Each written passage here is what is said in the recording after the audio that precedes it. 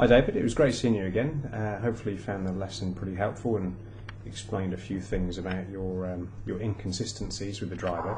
Let's just have a look at a couple of these swings here. So we've got the before on the left hand side and then a few minor alterations on the right hand side, and we'll see in comparison what we've been looking for. So I'm just putting the plane line in for us so we've got a nice reference point.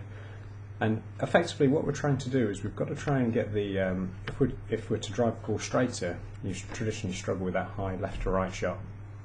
So if you drive the ball a bit straighter and draw the ball, get some more distance and a better flight on it, you can see as you work into the backswing you begin to get above the plane line.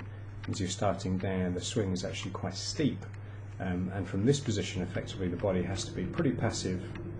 But you're still going to end up cutting across the ball and flicking the club head on the way through to try and square it.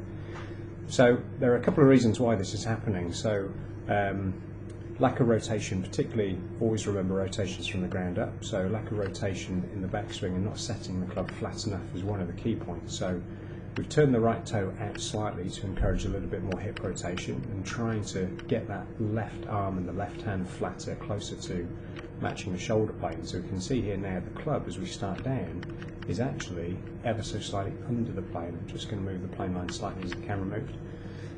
So we can see you're actually working from slightly underneath the plane line now, and as long as the club face is square to closed, then we're going to be seeing some drawing of the golf ball. So making sure that obviously that the grip is in strong enough position, that the club face is closed enough, which as we flatten the backswing the club face closes anyway, so these two things should be taken care of themselves. But if we need a little bit of help in closing the club face, then in this position of the downswing, trying to feel the face of the club more toe down towards the ground is always a good way of assisting the club face to close.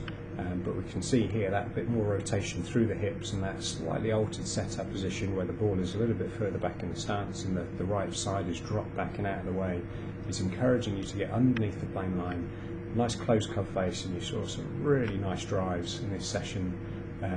Nice beautiful ball flight and just with a little bit of right to left shape, which was really exciting to see. So I know you're going away for a week or so hopefully you've got some good golf in, and I look forward to seeing you when you get back.